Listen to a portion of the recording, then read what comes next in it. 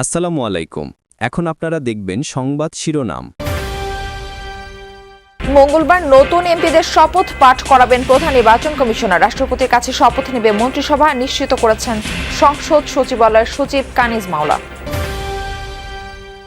সরকার গঠন করলেও শক্তিশালী থাকবে সংগঠন, বলছেন বিএনপি নেতারা। গুরুত্ব পাবে দুর্নীতি রোধ ও জনসম্পৃক্ততা, পরিবর্তনের মনোভাব ইতিবাচক, বলছেন বিশ্লেষকরা। বিএনপি যে ধরনের রাজনৈতিক দল, বোঝা যায় যে এত বিদ্রোহী প্রার্থী, তার মানে দলের মধ্যে ওই সংহতিটা নাই। বিএনপিকে যদি পরবর্তীতে পাওয়ার পলিটিক্স করতে হয়, তাদের দলটাকে অনেক বেশি সংহত করতে হবে।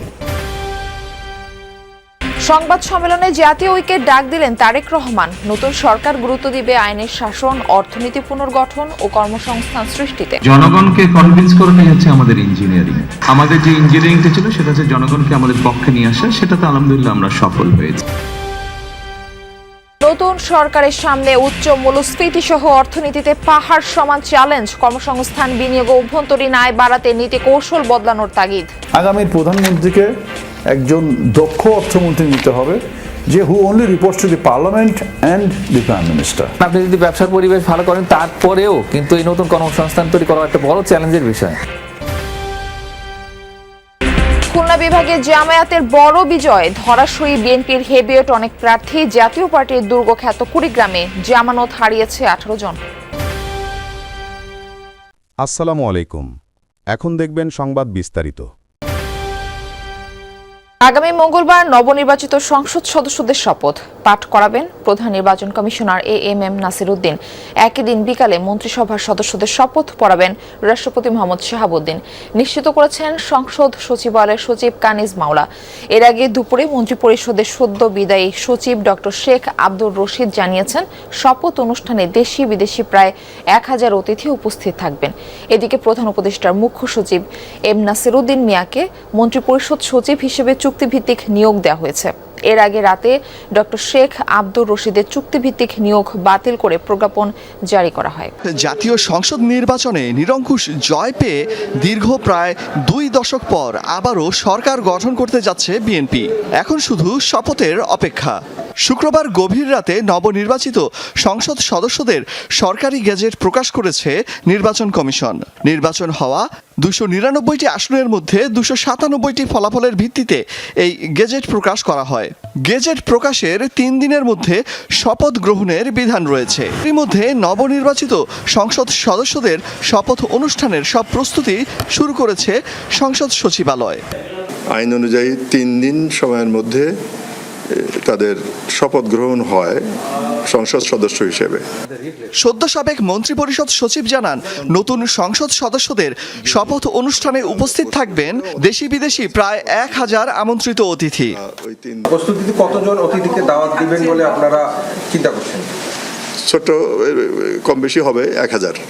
এদিকে নতুন সরকার গঠনের তোড়জোড়ের পাশাপাশি সম্ভাব্য মন্ত্রীদের জন্য প্রস্তুত রাখা হয়েছে। এর আগে এক ব্রিফিংয়ে নবনির্বাচিত সংসদ সদস্যদের শপথ অনুষ্ঠানের প্রস্তুতির বিষয়ে জানান প্রধান উপদেষ্টার প্রেস সচিব শফিকুল আলম। অরিজিনাল যেই ডকুমেন্টে রিটার্নিং সরকার গঠন করলেও সাংগঠনিকভাবে দুর্বল হবে না বিএনপি। অগ্রাধিকার পাবে তৃণমূল কর্মীদের প্রত্যাশা ও জনগণের স্বার্থ। সরকারের সমালোচনার পাশাপাশি নির্বাচিত প্রতিনিধিরা প্রতিবাদ জানাবে যে কোনো বিতর্কিত সিদ্ধান্তরেও। দলের মধ্যে অনিয়ম, দুর্নীতির অভিযোগ উঠলে তার বিরুদ্ধে কঠোর অবস্থান নেওয়ার পক্ষেও মত বিজয়ী প্রার্থীদের। বিশ্লেষকদের পরামর্শ, সরকার পরিচালনা করতে গিয়ে যেন ভোটারের সাথে দূরত্ব তৈরি না হয়। পরিচালনার দায়িত্ব নিতে যাচ্ছে বিএনপি। কেমন হবে নতুন সরকার? আগের মতোই কি সরকারের মাঝে একাকার হবে দল, নাকি এবার ভিন্ন আঙ্গিকে দেখা যাবে বিএনপিকে? জনগণের ভোটে নির্বাচিত দলটি সরকার গঠনের পর জবাবদিহিতা কতটা নিশ্চিত করবে? 17 বছরে যে সাফারটা আমরা করেছি, এটা আমাদের মনে রাখতে হবে। এটা মনে রেখেই আমাদের মানুষের সাথে আচরণ করতে হবে। দুর্নীতি বিএনপির পরিবর্তনের মনোভাবকে ইতিবাচক হিসেবে দেখছেন বিশ্লেষকরাও। ভোটারের মনস্তত্ত্ব বুঝে সিদ্ধান্ত নেয়ার পরামর্শ তাদের। বিএনপি যে ধরনের রাজনৈতিক দল, বোঝা যায় যে এত বিদ্রোহী প্রার্থী, তার মানে দলের মধ্যে ওই সংহতিটা নাই আসলে। তো এটা বিএনপির জন্য একটা সমস্যা। বিএনপিকে যদি পরবর্তীতে পাওয়ার পলিটিক্স করতে হয়, তাদের দলটাকে অনেক বেশি সংহত করতে হবে। এবার অনেক আসনেই বিজয়ী প্রার্থীদের সাথে পরাজিত প্রার্থীদের ভোটের ব্যবধান ছিল একেবারেই কম। বিষয়টিকে গুরুত্ব দিয়ে তরুণদের নিয়ে আলাদা পরিকল্পনার কথা জানালেন নবনির্বাচিত সংসদ সদস্যরা। দেশ গড়ার পালা, যে কোনো মূল্যে বজায় রাখতে হবে দেশের শান্তি শৃঙ্খলা। প্রতিবেশীদের সাথে সম্পর্ক হবে পারস্পরিক স্বার্থের ভিত্তিতে। বিপুল ভোটে বিজয়ের পর প্রথমবার সংবাদ সম্মেলনে এসে বিএনপি চেয়ারম্যান তারেক রহমান এমন মন্তব্য করেছেন। জাতীয় ঐক্যের ডাক দিয়ে ভোটে পরাজিত রাজনৈতিক দল প্রশাসন ও দেশবাসীর সহযোগিতা চান। আইনের শাসন, অর্থনীতি পুনর্গঠন, কর্মসংস্থান ও সংস্কার বিএনপি সরকারের নীতি হবে বলেও সংবাদ সম্মেলনে জানান তিনি। এছাড়া ফাঁসির দণ্ডপ্রাপ্ত শেখ হাসিনাকে দেশে ফিরিয়ে আনার ক্ষেত্রে রুলস অব ল বা আইনি পন্থা অনুসরণের কথা জানান বাংলাদেশের হবু প্রধানমন্ত্রী।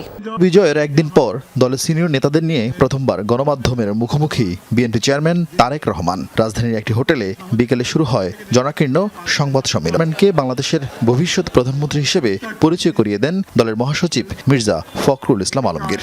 ভবিষ্যৎ প্রধানমন্ত্রী যিনি বিপুল ভোটে জনগণের ম্যান্ডেট লাভ করেছেন। লিখিত বক্তব্যে তারেক রহমান বিএনপির নিরঙ্কুশ জয়কে স্বাধীনতা ও গণতন্ত্রপ্রিয় মানুষের বিজয় বলে আখ্যায়িত করেন। স্মরণ করেন মুক্তিযোদ্ধা ও গণতান্ত্রিক আন্দোলনের শহীদদের। দেশের স্বাধীনতাপ্রিয় গণতন্ত্রপ্রিয় জনগণ আবারও বিএনপিকে বিজয়ী করেছে। আমি দেশের সকল জনগণকে জানাই আন্তরিক অভিনন্দন। প্রতিশ্রুতি দেন মানুষের বিশ্বাস ও ভালোবাসার মর্যাদা দেয়ার, নিরাপদ, মানবিক ও গণতান্ত্রিক বাংলাদেশের যাত্রাপথে ভিন্ন দল, ভিন্ন মতের সবার সহযোগিতা চেয়ে জাতীয় ঐক্যের আহ্বান জানান তারেক রহমান। যে কোনো মূল্যে অবশ্যই শান্তি এবং শৃঙ্খলা বজায় রাখতে হবে। কোনো রকমের অন্যায় কিংবা বিয়ানি কর্মকাণ্ড আমরা বরদাস্ত করব না। দলমত, ধর্ম, বর্ণ কিংবা ভিন্ন মত যাই থাকুক, কোনো অজুহাতে অবশ্যই দুর্বলের উপরে সবলের আক্রমণ আমরা মেনে নেব না। নির্বাচনের মাঠে হয়তো কোথাও কোথাও নিজেদের মধ্যে ভুল বোঝাবুঝির সৃষ্টি হয়ে থাকতে পারে, তবে এই ধরনের বিরোধ যেন প্রতিশোধ, প্রতিহিংসায় রূপ না নেয় সে ব্যাপারে সবাইকে সতর্ক থাকার জন্য আমি আন্তরিকভাবে আহ্বান জানাচ্ছি। মূল্যস্ফীতি, মন্থর অভ্যন্তরীণ আয়, দেশি বিদেশি বিনিয়োগের খরা, অর্থনীতিতে এখন নানামুখী চ্যালেঞ্জ। শৃঙ্খলা ফেরাতে পরিবর্তিত সময়ে চেষ্টা ছিল, কিন্তু সুফল মিলেছে কমই। এমন এক অবস্থায় 2-1 দিনের মধ্যে দায়িত্ব নেবে নতুন সরকার। বিশ্লেষকরা বলছেন সবার আগে অর্থনীতি সংস্কারে মনোযোগ দেওয়া উচিত। কর্মসংস্থান নিশ্চিত করা না গেলে তৈরি হবে সামাজিক বিশৃঙ্খলা। ব্যবসায়ীরা বলছেন অবকাঠামোগত সমস্যা দূর করে ব্যবসার উপযুক্ত পরিবেশ তৈরি করতে হবে। 1.5 বছর আগে দায়িত্ব নিয়ে মূল্যস্ফীতি সহনীয় করার প্রতিশ্রুতি দিয়েছিলেন অর্থ উপদেষ্টা এবং বাংলাদেশ ব্যাংক গভর্নর, কিন্তু কাঙ্ক্ষিত মাত্রায় কমেনি অর্থনীতির এই সূচক।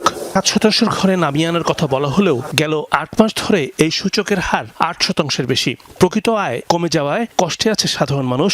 শুধু মূল্যস্ফীতি নয়, অর্থনীতির বেশিরভাগ সূচকই এলোমেলো। কেন্দ্রীয় ব্যাংকে দলীয়করণ করে ফেলেন, অর্থ মন্ত্রণালয়কে দলীয়করণ করে ফেলেন। আমরা অতীতে দেখেছি যে বিভিন্ন মন্ত্রীরা দলীয়করণ করেছে, আবার বেশ কিছু মন্ত্রী আছেন যারা আবার ইন্ডিপেন্ডেন্টলি কাজ করতে পেরেছে। তো এই মুহূর্তে যাতে করে কোনো ধরনের দলীয়করণ না হয়, আগামীর প্রধানমন্ত্রীকে